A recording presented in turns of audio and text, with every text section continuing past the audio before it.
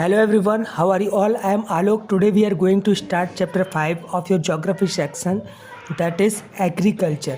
Agriculture सभी जानते हैं प्राइमरी एक्टिविटी है जो हमारी पुराने समय से चली आ रही है। अब जितने भी मतलब बेस है हमारी ऑल ह्यूमन एक्टिविटी के लिए वो हमें एग्रीकल्चर से ही प्रोवाइड होते हैं और more than half world population जो डिपेंड है वो एग्रीकल्चर पे ही डिपेंड है। एग्रीकल्चर हमें खाना ही प्रोवाइड नहीं करता, साथ ही जो हमारी इंडस्ट्रीज़ हैं उनके लिए रॉ मटेरियल भी देता है। जैसे कि फाइबर की बात करें तो कॉटन और जूट से मिलता है जो क्लॉथ में काम आता है। रबर मिलती है हमें जो कि टायर बनाने के काम में आती है। पल्प जिससे पेपर वगैरह बनते हैं। और अगर बात करें कि शुरुआती समय की, तो उस टाइम जो एग्रीकल्चर होता था वो सब्सिस्टेंस पर्पस से होता था, मतलब कि ओनली फैमिली यूज़, ठीक है, कि क्रॉप ग्रो कर रहे हैं और एनिमल्स को चरा रहे हैं। लेकिन आज देखें तो बहुत ज़्यादा डाइवर्सिफाइड हो गया है, नई नई फार्मिंग टेक्निक्स आ गई हैं, है ना। उसी के बारे में हमें इस चैप्टर में पढ़ना है। अब जो वर्ड एग्रीकल्चर है वो लैटिन वर्ड एगर जिसका मीनिंग होता है सॉइल और कल्चर जिसका मीनिंग होता है कल्टीवेशन या टिलिंग ऑफ सॉइल, उससे मिल के बना है, ठीक है। Agri means soil, culture means cultivation या टिलिंग ऑफ सॉइल। अब जो एग्रीकल्चर है वो मेनली रिफर्स करता है the tilling of the soil and the growing of crops, fruits, vegetable, flowers, ठीक है। मतलब कि मिट्टी को कल्टीवेट करना, सॉइल को कल्टीवेट करना और उसमें क्रॉप्स, फ्रूट्स, वेजिटेबल, फ्लावर्स उगाना। लेकिन इसमें रेयरिंग ऑफ लाइव स्टॉक भी शामिल है, मतलब कि पशुपालन भी शामिल है। जैसे गाय पालते हैं हम, भैंस पालते हैं, ठीक है, गोट्स, सीप्स वगैरह पालते हैं, वो भी एग्रीकल्चर में ही आता है। और कभी कभी जो फॉरेस्ट्री है या फिशिंग है, मछली पालन, वो भी एग्रीकल्चर में इंक्लूड किया जाता है। अब हम देखेंगे फैक्टर्स अफेक्टिंग एग्रीकल्चर, मतलब कौन कौन से ऐसे फैक्टर हैं जो एग्रीकल्चर को अफेक्ट कर सकते हैं। तो सबसे पहले हम बात करेंगे फिजिकल फैक्टर्स की।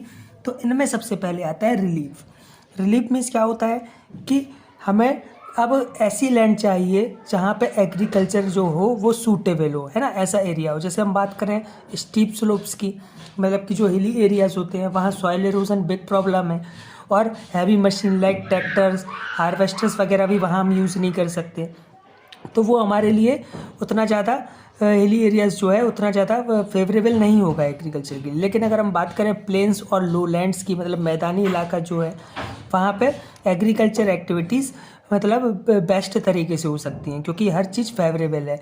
डेल्टास ऑफ जो रिवर है, मतलब कि नदी के किनारे हैं या नदी की जो डेल्टा है वो हमें मैदानी इलाकों में ही मिलता है और वहाँ पे जो लैंड फर्टिलिटी होती है वो भी बहुत ज़्यादा होती है। सेकंड फैक्टर है सॉइल। अब सॉइल भी हमें इफेक्ट पड़ती है ना, अलग अलग टाइप्स की सॉइल कहीं कहीं पाई जाती है, आपको पता है। जैसे कि एलुवियल सॉइल रिवर वैलीज में पाई जाती है, ब्लैक सॉइल भी पाई जाती है, ठीक है, जो कि गुड क्रॉप्स उगाने में हेल्प करती है। लेकिन कहीं कहीं ऐसी सॉइल पाई जाती है जो बेटर ग्रोथ नहीं देती क्रॉप्स को, ठीक है। तो सॉइल भी मेन फैक्टर है कि किस टाइप की सॉइल पे आप एग्रीकल्चर कर रहे हो।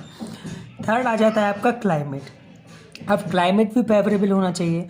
जो बताया गया है कि मिनिमम टेम्परेचर है ग्रोइंग क्रॉप्स के लिए वो होना चाहिए 6 डिग्री सेल्सियस, है ना। और टाइप ऑफ क्रॉप पे भी डिपेंड करता है कि कैसा उसको मतलब टेम्परेचर चाहिए, रेनफॉल की रिक्वायरमेंट कैसी होगी, है ना। तो ये सारी चीज़ें इंपॉर्टेंट है। जैसे अगर अपन बात करें लेसर रेनफॉल या फिर लोअर टेम्परेचर की, तो उसमें वीट वगैरह रिक्वायर्ड होती हैं, है ना। हैवी रेनफॉल वगैरह के लिए जैसे राइस है उसके लिए हैवी रेनफॉल वगैरह चाहिए, ठीक है। तो ये कुछ फैक्टर्स हैं जो कि फिजिकल फैक्टर्स कहलाते हैं। अब बात करें हम ह्यूमन फैक्टर्स की, तो इसमें सबसे पहले आता है लेबर। मतलब कि आपके पास लेबर होना चाहिए, नहीं तो आप राइस कल्टीवेट करोगे तो उसमें सबसे ज़्यादा वर्कर चाहिए, है ना। तो उसमें आपको क्या करना चाहिए कि लेबर्स पहले होना चाहिए आपके पास जो उसकी कटाई कर सकें, उसकी बुआई कर सकें, है ना। उसकी वजह से शीप है, आप उनको चराने जाते हो, है ना। जैसे आपने देखा होगा कि कई बार जो आउटर एरियाज़ हैं उनमें भेड़ वगैरह चराने लाते हैं लोग, तो उसके लिए एक ही बंदा सारी भेड़ों को चरा लेता है। तो पहला फैक्टर क्या हो गया, लेबर। दूसरा कैपिटल। अब आपको पैसे भी चाहिए, आपको बीज खरीदना है, मशीनरी चाहिए, इरिगेशन फैसिलिटी चाहिए, फर्टिलाइजर्स चाहिए, है ना। और लेबर हायर करने के लिए भी पैसे चाहिए, तो आपके पास कैपिटल होना ज़रूरी है। ठीक है। तो कैपिटल जो है गवर्नमेंट एजेंसी कई बार अवेलेबल कराती हैं, जैसे बैंक, कोऑपरेटिव, इंडिविजुअल या प्राइवेट एजेंसीज लोन प्रोवाइड करती हैं। ओके। तीसरा है मार्केट। अब आपका मार्केट भी आसपास होना चाहिए। ऐसा नहीं आपने एग्रीकल्चर प्रोड्यूस कर लिया फिर उसको ट्रांसपोर्टेशन के थ्रू बहुत दूर ले जाना है, उतने में आपका जो मतलब फ्रूट्स या वेजिटेबल्स वगैरह है वो सड़ जाएंगी।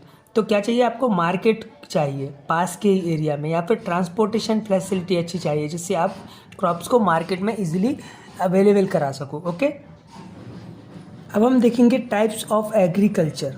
अब जो फार्मिंग है वो एक कॉम्प्लेक्स फिनोमेनन है ना, ये एक प्लेस से दूसरी प्लेस पे अलग अलग डिपेंड करता है। तो उसी हिसाब से इसको दो कैटेगरी में रखा गया है। फर्स्ट है सब्सिस्टेंस फार्मिंग, सेकंड है कमर्शियल फार्मिंग।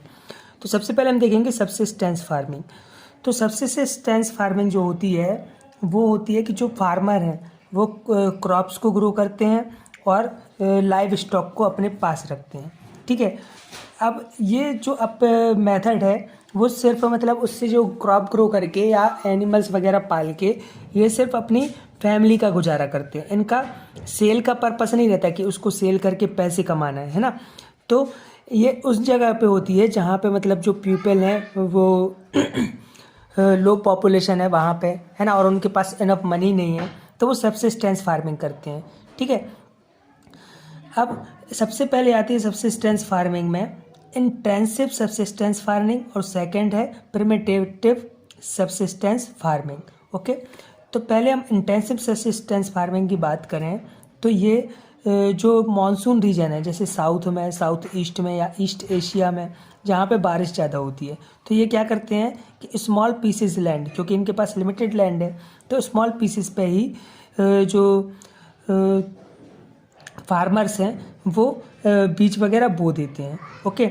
और जैसे जो रिच फार्मर्स हैं वो मॉडर्न टेक्निक्स यूज़ करके ही एग्रीकल्चर करते हैं। ठीक है। तो ये क्या करते हैं, समर में राइस वगैरह की जो एग्रीकल्चर है वो करते हैं, फार्मिंग करते हैं, और विंटर में मिलेट की फार्मिंग करते हैं, क्योंकि राइस जो है आपको पता है ईस्ट एशिया में काफ़ी ज़्यादा उगाया जाता है। ठीक है।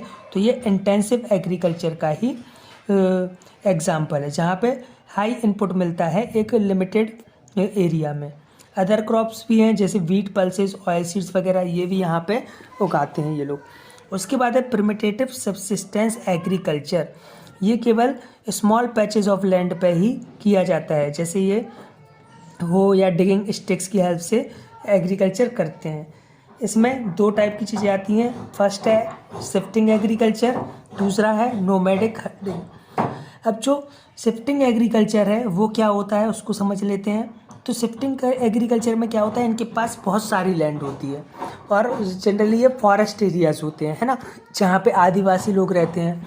तो इसमें क्या करते हैं ये लोग कि इनके पास लैंड तो काफ़ी ज़्यादा है, क्योंकि ये लोग जंगल में रहते हैं। जंगल में आपको पता है कितना बड़ा एरिया होता है। तो जहाँ पे मतलब कुछ एक पार्ट चुनते हैं, वहाँ पे ये क्या करते हैं कि जो पेड़ हैं उनको जला देते हैं और वो एरिया प्लान हो जाता है। फिर उस पर फार्मिंग करते हैं ये लोग। ठीक है। उसमें फर्टिलिटी भी जो काफ़ी ज़्यादा मिलती है, तो अच्छे से ये लोग जो क्रॉप्स वगैरह हैं वो ग्रो कर पाते हैं। फिर उसके बाद एक दूसरा लैंड पीस ये लोग सेलेक्ट करेंगे। ठीक है। उसको जो पहले वाला है उसको अब 15 साल तक यूज़ नहीं करेंगे, जब तक वहाँ पे दोबारा ट्रीज़ वगैरह ना आ जाए। फिर दूसरे एरिया पे ही ये लोग फार्मिंग करेंगे। फिर अगेन फिर चेंज कर देंगे, क्योंकि लैंड तो इनके पास बहुत सारी है। तो ये लोग ऐसे करते रहते हैं जिससे इनको चीज़ मतलब जो ट्रीज़ है, ट्रीज़ भी इनके जो फॉरेस्टेशन है वो भी ज़्यादा ख़राब नहीं होता, डिफॉरेस्टेशन नहीं होता, है ना। ये और सॉइल की फर्टिलिटी भी इनको प्रॉपर मिल जाती है। अब जैसे बताया कि जो आदिवासी एरियाज़ हैं तो ये ज़्यादातर नॉर्थ वाइड मतलब नॉर्थ ईस्ट इंडिया में झूम कल्टीवेशन आपने सुना होगा, अफ्रीका में स्वीडन और फिलीपींस में कैनगेन और सेंट्रल अमेरिका में मिल्पा, यहाँ पे ये ज़्यादा होती है शिफ्टिंग कल्टीवेचर। अब उसके बाद है nomadic herding. Nomadic herding means जो चरवाहे हैं वो अपने पशु वगैरह लेके एक जगह से दूसरी जगह लेके जाते हैं। ठीक है। जिससे उनको अच्छा खाना मिल सके और उनकी बेसिक नीड उससे फुलफिल हो जाती है। जैसे उनको मिल्क मिल जाता है, मीट मिल जाता है, वूल मिल जाता है, स्किन मिल्क उनकी यूज़ होती है। ज़्यादातर जो एनिमल ये यूज़ करते हैं हर्डिंग के लिए वो होते हैं शीप, याक, कैमल, गोट, ठीक है, मोस्टली इन्हीं को ये लोग चराते हैं, आपको दिखे भी होंगे कई बार। अब जो हर्ड्समैन है वो जो एनिमल है वो एक जगह से दूसरी जगह ले जाते हैं। कई बार मिक्स्ड हर्ड भी इनके पास होती है, जैसे कैमल, शीप, गोट, हॉर्सेस, ये सेंट्रल एशिया में है ना। अदर एरियाज़ की बात करें तो सिंगल एनिमल, जैसे कि अरब की बात करें तो कैमल अकेला होता है वहाँ पे। ओके, तो इस तरह से ये लोग जो है एनिमल्स को हर्डिंग कराते हैं या फिर उनको पास्चर के लिए एक जगह से दूसरी जगह। अब हम देखेंगे कमर्शियल एग्रीकल्चर। कमर्शियल एग्रीकल्चर एक बड़े लैंड पे किया जाता है, बहुत सारा मतलब बहुत ही बड़े बड़े फार्म्स होते हैं, उन पे मॉडर्न टूल्स और टेक्नोलॉजी की हेल्प से कमर्शियल फार्मिंग की जाती है। अब इसमें फार्मिंग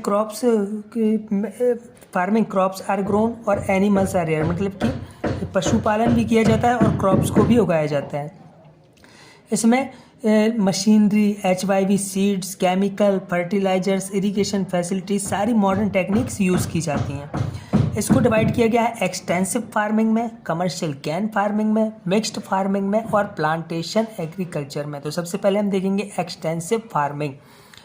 तो जो एक्सटेंसिव फार्मिंग है वो एक बहुत बड़े एरिया पे होती है, लगभग 1000 ऑफ एकड़ ज़मीन जो रहती है उस पर सिंगल यूज़ मतलब सिंगल क्रॉप ही उगाई जाती है। ओके, जैसे अपन बात करें US, कनाडा, अर्जेंटीना, ऑस्ट्रेलिया में, यहाँ पे एवरेज साइज की जो फार्म है वो 1000 एकड़ और 2000 एकड़ की फार्म है, और यहाँ पे व्हीट और मेज जैसी जो क्रॉप्स है वो उगाई जाती है। किस पर्पज़ के लिए? एक्सपोर्ट पर्पज़ के लिए। ठीक है, इसीलिए इन एरियाज़ को ग्रैंडरीज ऑफ वर्ल्ड भी बोला जाता है। इसके बाद आती है कमर्शियल ग्रेन फार्मिंग। ये north America, Europe, Russia, Argentina और पंजाब हरियाणा में होती है जनरली। यहाँ पे व्हीट और मेज उगाए जाते हैं। जैसे आपने देखा होगा पंजाब हरियाणा हमारे यहाँ 1000 ऑफ एकर्स के बड़े बड़े फार्म्स हैं, और उसमें ही ये प्रॉफिट गेन करने के लिए व्हीट और मेज उगाते हैं। ये एक बड़े बिजनेस ऑर्गेनाइजेशन की तरह काम करते हैं। अब हम बात करेंगे मिक्स्ड फार्मिंग की। तो मिक्स्ड फार्मिंग में क्या होता है, सेम पीस ऑफ लैंड में वो क्रॉप भी ग्रो करते हैं और कुछ पार्ट में जो एनिमल्स हैं उनको भी रेयर करवाते हैं। ये मतलब एक बड़ा पार्ट होता है लैंड का। ओके, इसमें क्या होता है कि 2 और मोर क्रॉप्स रेस्ट की जाती हैं, जैसे वेजिटेबल्स हो गई, फ्लावर्स उगा दिए, फ्रूट्स उगा दिए। ठीक है, तो इसको क्या बोलते हैं, मिक्स्ड फार्मिंग। इसमें उनको फूड क्रॉप्स भी मिल जाती हैं, साथ में मिल्क प्रोडक्ट्स भी मिल जाते हैं। ये जनरली होती है यूरोप में, ईस्टर्न USA में, Argentina, south east Australia, New Zealand और साउथ अफ्रीका में। इसके बाद होता है प्लांटेशन एग्रीकल्चर। ये जनरली डेवलप हुआ था जब ब्रिटिशर्स जो हैं उन्होंने अलग अलग देशों में रूल किया। उस टाइम इन्होंने क्या किया कि एशिया और अफ्रीका में, मोस्टली इन्हीं कंट्रीज़ में इसके अंदर जो आती हैं, वहाँ पे tea, rubber, coffee, cotton, sugarcane, bananas, cashew nut, इनकी प्लांटेशन करवाया। ये ऐसे क्रॉप्स हैं जिनको कैश क्रॉप्स भी बोला जाता है, क्योंकि ये जनरली इंडस्ट्रीज़ के लिए रॉ मटेरियल प्रोवाइड कराते हैं। जैसे शुगर, आपको पता है शुगर कैन से बनती है ना, कॉटन से कपड़े बनते हैं, कॉफ़ी, रबर वगैरह से टायर बनते हैं, टी, कॉफ़ी और टी तो ऐसे हो गए कि अपने डेली यूज़ के लिए होती है। ओके, तो ये कैश क्रॉप्स कहलाते हैं। तो इनकी इन्होंने प्लांटेशन करवाया एक बड़े एरिया में। जैसे अगर अपन बात करें कि अगर अपन वेस्ट अफ्रीका की बात करें तो इन्हें कोकोआ और नट्स, ग्राउंड नट्स, ये इनकी फार्मिंग कराई। इजिप्ट में कॉटन की, इंडिया में टी की, श्रीलंका और ब्राज़ील में कॉफ़ी की। तो इससे क्या हुआ कि इनको मतलब जो इंडस्ट्रीज़ हैं वो भी इनकी खुद की थी, ब्रिटिशर्स की, और साथ में मार्केट भी इन्हीं के थे। लेकिन जो क्रॉप्स थी वो अलग अलग कंट्रीज़ में उन्होंने प्लांटेशन एक लार्ज एरिया में करवा दी, जिससे इनकी जो नीड है वो फुलफिल होती गई।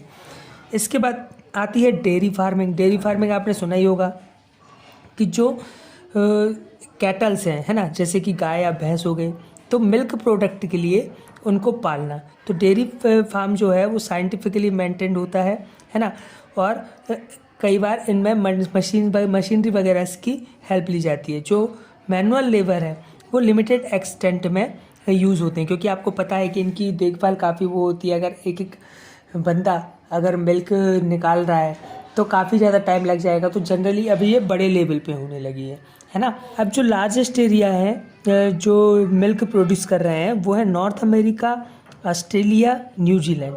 इंडिया की बात करें तो गुजरात और पंजाब में लार्ज स्केल में डेयरी फार्मिंग होती है, लेकिन ये होती है कोऑपरेटिव की मदद से, है ना।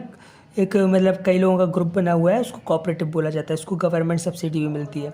अब इसके लिए इंस्टीट्यूट भी हैं, जैसे central fodder research institute Jhansi में है, national dairy research institute Karnal में है, ठीक है, जो डेयरी डेवलपमेंट के लिए काम कर रहा है। अब जो काऊ है वो वर्ल्ड में सबसे इम्पॉर्टेंट मिल्क एनिमल है, जबकि इंडिया की बात करें तो यहाँ बफेलो है सबसे इम्पॉर्टेंट। आपने देखा होगा कि भैंस लोग ज़्यादा पालते हैं और क्योंकि भैंस ज़्यादा दूध देती है। बाकी अगर वर्ल्ड की बात करें तो काऊ जो है वो उसका मिल्क ज़्यादा प्रोड्यूस किया जाता है। अब इसके बाद आती है ट्रक फार्मिंग। ट्रक फार्मिंग आपने देखा होगा कि सब्जी मंडीज़ में जो ट्रक वगैरह हैं वो सब्जियां लेके आ रहे हैं, है ना। तो इसमें क्या होता है कि जो फार्मर्स हैं उनके खुद के व्हीकल्स होते हैं या फिर किसी से हायर करते हैं, और फ्रूट्स वेजिटेबल्स फ्लावर्स जो चीज़ें जल्दी ख़राब हो जाती हैं उनके लिए क्या करते हैं कि उनकी क्रॉप्स वगैरह ग्रो करते हैं और फिर उनको सिंगल नाइट में ही सब्जी मंडी तक या फिर जो लोकल मार्केट है वहाँ तक पहुँचा देते हैं, जिससे वो अर्बन एरियाज़ में इजीली सेल हो सके और ख़राब भी ना हो। इसे बोला जाता है ट्रक फार्मिंग। जैसे आपने देखा होगा जो इम्पोर्टेंट वेजिटेबल हैं bean, tomato, carrot, cauliflower, brinjal, pumpkin, cabbage, carrot, cucumber, तो इन सब का क्या होता है और कि ईजिली ट्रांसपोर्ट करना पड़ता है जल्दी से जल्दी ताकि ये सड़ ना पाए। ऐसे ही फ्रूट्स की बात करें तो banana, mango, orange, peach, melon, grapes, apple, okay. और फ्लावर्स भी हैं जैसे रोज़ और मैरीगोल्ड, तो इनके लिए की जाती है ट्रक फार्मिंग। उसके बाद है कोऑपरेटिव फार्मिंग। जैसे इंडिया में मैंने अभी बताया था कि जो आपकी डेयरी फार्मिंग है उसमें कोऑपरेटिव जो है लोगों का ग्रुप बन जाता है, फॉर्म कर लेते हैं गवर्नमेंट के उस पर, गवर्नमेंट के कंट्रोल में, और उससे फिर कोऑपरेटिव फार्मिंग करते हैं मिलजुल के। इससे उनके पास पैसा भी रहता है ना, लैंड, रिसोर्सेज, मैन पावर सब उनको प्रोवाइड किया जाता है, जिससे एक अच्छा काम वो कर पाते हैं, ओके। अब आता है अपना एक टर्म कलेक्टिव फार्मिंग। कोऑपरेटिव में मैंने देखा कि इंडिविजुअल फार्मर्स खुद साथ में आ जाते हैं, लेकिन कलेक्टिव फार्मिंग में क्या होता है, गवर्नमेंट इनको अलाउ करती है कि आप एक ही लैंड पे कलेक्टिवली मतलब मिलजुल के काम करो, और उनको फिर उस लैंड के लिए जो फार्मिंग है उस लैंड पे फार्मिंग करने के लिए सैलरी प्रोवाइड की जाती है। ये जनरली चाइना में होता है और ईस्टर्न यूरोप में होता है। उसके बाद है स्टेट फार्मिंग। स्टेट फार्मिंग क्या है कि ये art and science of agriculture जो अंडर द कंट्री मतलब कि कंट्रीज़ में अलग अलग जगह डेवलप हो रही हैं उसके लिए स्टेट फार्मिंग किया गया है। इसमें क्या होता है कि जो लिमिटेड लैंड है उससे ज़्यादा अच्छी क्वालिटी में प्रोडक्शन कैसे किया जाए, ठीक है, उसको स्टेट फार्मिंग बोला गया है। इसमें जो टेक्नीशियंस हैं या फिर साइंटिस्ट हैं वो वर्क करते हैं जो कि गवर्नमेंट अपॉइंट करती है, और उससे ये लोग रिसर्च करते हैं कि कैसे ज़्यादा से ज़्यादा प्रोडक्शन हम एक लैंड से ले सकते हैं। इसी को बोला जाता है स्टेट फार्मिंग। अब हम बात करेंगे फूड क्रॉप्स की। तो फूड क्रॉप्स में सबसे पहले आता है राइस। राइस जो है वो ट्रॉपिकल और सब ट्रॉपिकल रीजन की एक मेन क्रॉप्स है, ठीक है। अब 1/2 ऑफ द वर्ल्ड पॉपुलेशन जो है अगर हम बात करें ईस्ट एशिया की तो वो राइस पे डिपेंड है, ठीक है।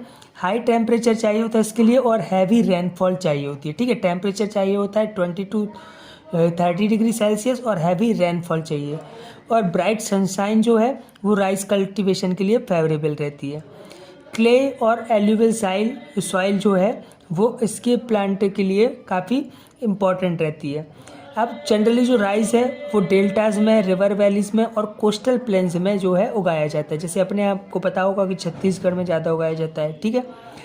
In the hilly areas where temperature rainfall are appropriate it is cultivated in terrace field, ठीक है।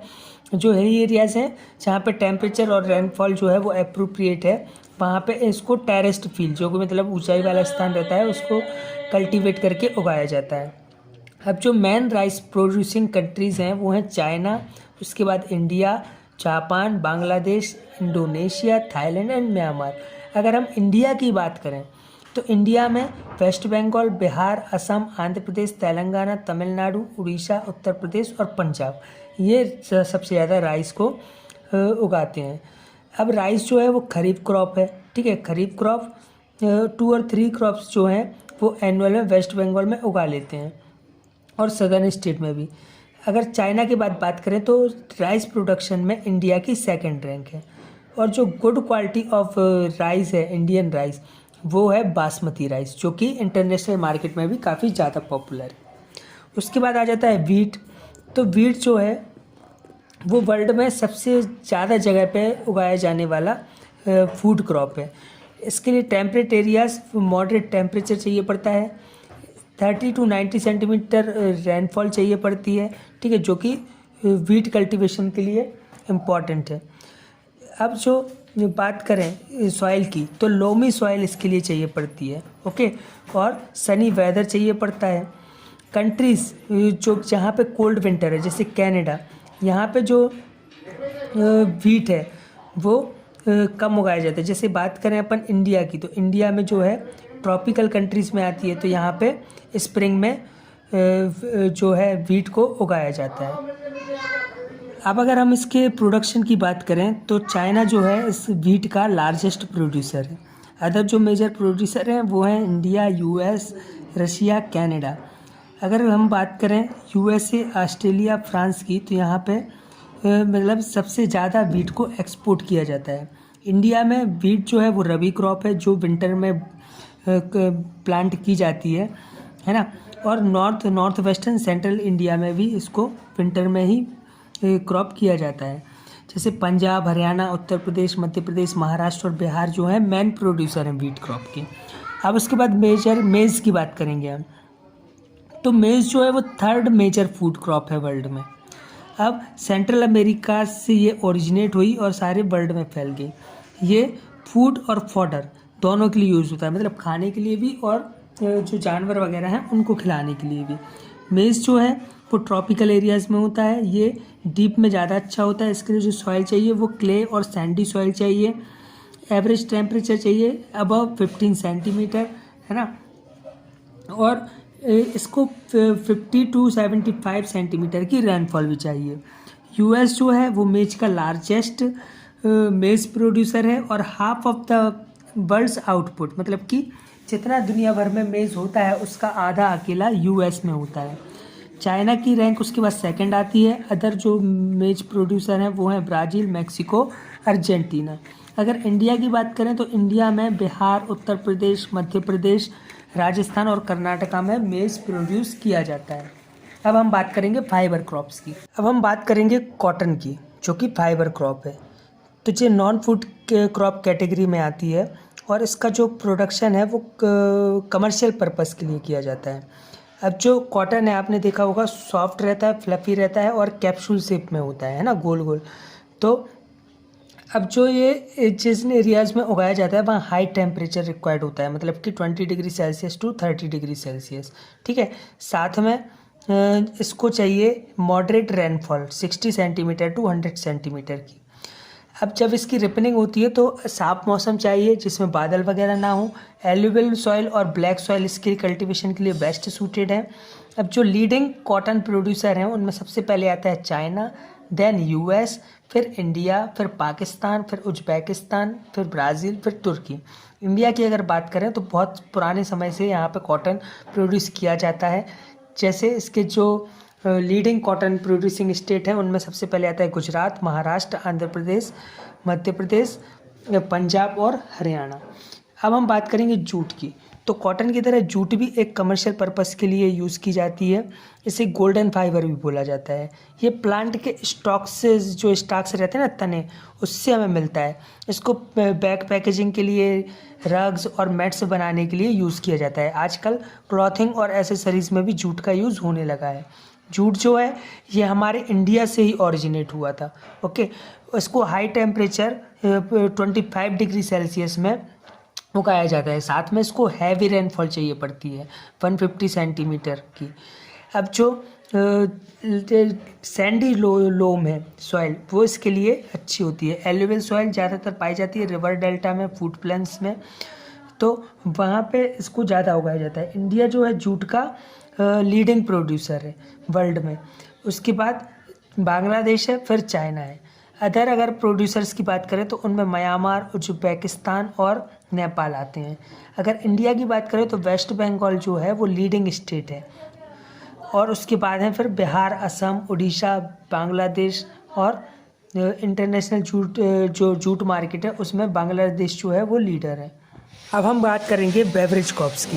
बेवरेज क्रॉप्स जो है मेनली यूज्ड होती हैं ड्रिंकिंग के लिए, जैसे कि टी, कॉफ़ी और कोकोआ।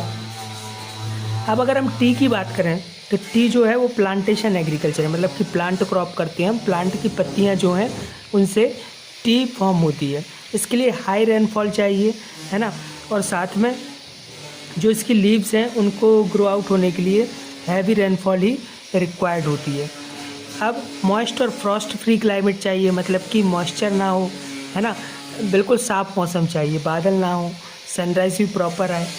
अब ये जनरली जो होती है स्लोप्स पे होती है ना, तो साथ में इसको लेबर भी चाहिए बहुत ज़्यादा, जो इनकी जो पत्तियां हैं उनको तोड़ सकें। ठीक है। अब जो टेस्ट है टी का वो डिपेंड करता है कि जहाँ पे ये उगी है वहाँ के एनवायरनमेंट पे। ओके, तो अब जो ये डिसीज़न भी हमें लेना पड़ता है कि जो चाय की पत्तियां हैं उन्हें कब तोड़ा जाए। अब अगर बात करें हम इसके लीडिंग प्रोड्यूसर की, तो सबसे पहले टी का जो लीडिंग प्रोड्यूसर है वो चाइना, फिर इंडिया, श्रीलंका, केन्या, तुर्की, फिर इंडोनेशिया। अगर इंडिया की बात करें तो सबसे ज़्यादा टी होती है असम में, फिर वेस्ट बंगाल में और फिर तमिलनाडु में। अगर असम की बात करें तो जितनी हमारे कंट्री में टी होती है उसकी आधी सिर्फ असम में ही होती है। अब कॉफ़ी की बात करें तो ये सेकंड लार्जेस्ट बेवरेज है, टी के बाद सबसे ज़्यादा लोग कॉफ़ी पीते हैं। तो ये बीन्स और सीड्स जो है कॉफ़ी प्लांट से उससे बनती है, उसको रोस्ट किया जाता है ग्राउंड और फिर उससे कॉफ़ी जो है वो बनाई जा सकती है।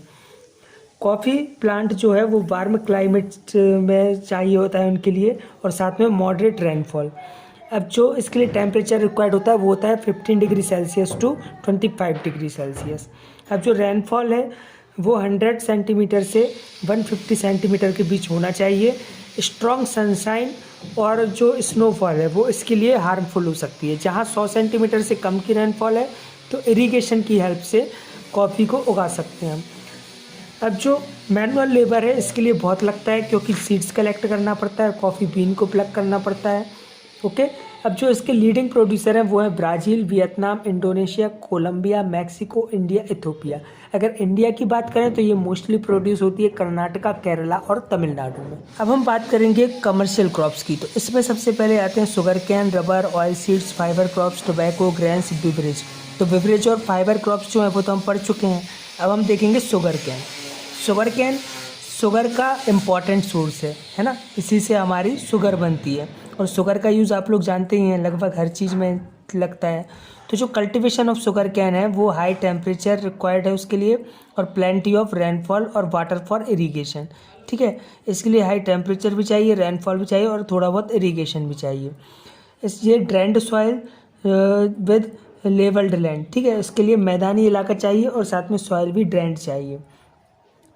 फील्ड्स जो हैं वो मतलब वाटर से भरे हुए नहीं होने चाहिए।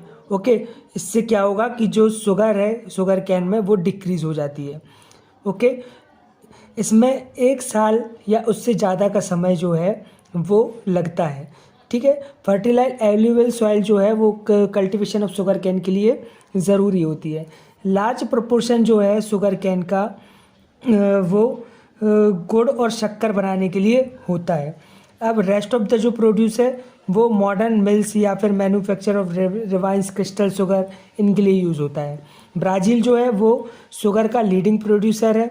अदर मैन शुगर जो प्रोड्यूस होती हैं वो वेस्ट इंडीज़ में, इंडिया में, मैक्सिको में, पाकिस्तान में, south Africa, Fiji, Hawaii island और ऑस्ट्रेलिया, जावा आइलैंड और अफ्रीका की कुछ कंट्रीज़ में इसको उगाया जाता है। इंडिया की बात करें तो लीडिंग जो शुगर कैन प्रोड्यूसिंग स्टेट है तो वो है उत्तर प्रदेश, फिर पंजाब, बिहार, उत्तराखंड, महाराष्ट्र, आंध्र प्रदेश, तेलंगाना, हरियाणा, कर्नाटका और Tamil Nadu. Cultivation of sugar cane जो है नॉर्थ इंडिया में ज़्यादा होता है सदर्न स्टेट्स की कंपैरिजन में। अब हम अदर जो कमर्शियल क्रॉप्स हैं उनकी बात करेंगे तो उनमें आता है रबर। जो रबर है वो रबर ट्रीज से जूस और लेटेक्स टाइप का स्टिकी जूस होता है, लेटेक्स होता है, उससे रबर जो है वो बनती है। ये सबसे पहले अमेजोन बेसिन में पाया गया था, उसके बाद इसको मतलब कई जगह पहुंच गया है। इसके लिए वेरी हॉट क्लाइमेट चाहिए पड़ता है और वेरी वेट क्लाइमेट चाहिए पड़ता है। ठीक है, ये डीप फर्टाइल और वेल ड्रेन्ड सॉइल में होता है। लीडिंग प्रोड्यूसर है जो रबर का वो है Thailand, Malaysia, Indonesia, India, Sri Lanka, Nigeria, Brazil, Liberia. India की बात करें तो तमिलनाडु के कन्याकुमारी डिस्ट्रिक्ट में रबर होती है और केरला में। ऑयल सीड्स की बात करें तो ऑयल सीड्स मतलब खाने के लिए हम यूज़ नहीं करते, लेकिन उससे ऑयल जो है खाना पकाने की जो ऑयल है वो उससे मिलता है हमें। और साथ में ऑयल अदर पर्पज़ के लिए भी यूज़ होता है, जैसे कैंडल, पेंट्स, वार्निश, सोप और माइग्राइन के लिए। ये सीड्स और फ्रूट्स ऑफ सम प्लांट्स हैं, उसी से निकाला जाता है। जैसे कि बात करें linseed, castor, sesame, palm, rapeseed, groundnut, olive, coconut, mustard, soybean, sunflower. Oilseed की बात करें तो वर्ल्ड वाइड हर जगह उगाया जाता है, लेकिन यूएस जो है इसका लीडिंग प्रोड्यूसर है। यहाँ पे मेनली सोयाबीन उगाया जाता है और उससे ऑयल बनाया जाता है। चाइना जो अदर हैं प्रोड्यूसर, उनमें चाइना, ब्राज़ील, अर्जेंटीना और इंडिया है। इंडिया की बात करें तो जो ऑयल सीड्स प्रोड्यूसिंग स्टेट हैं वो हैं गुजरात, आंध्र प्रदेश, मध्य प्रदेश, राजस्थान, कर्नाटका। अब हम बात करेंगे एग्रीकल्चर डेवलपमेंट की। तो वर्ल्ड की जो पॉपुलेशन है वो इंक्रीज़ होती जा रही है, साथ में जो फूड की डिमांड है वो भी इंक्रीज़ हो रही है।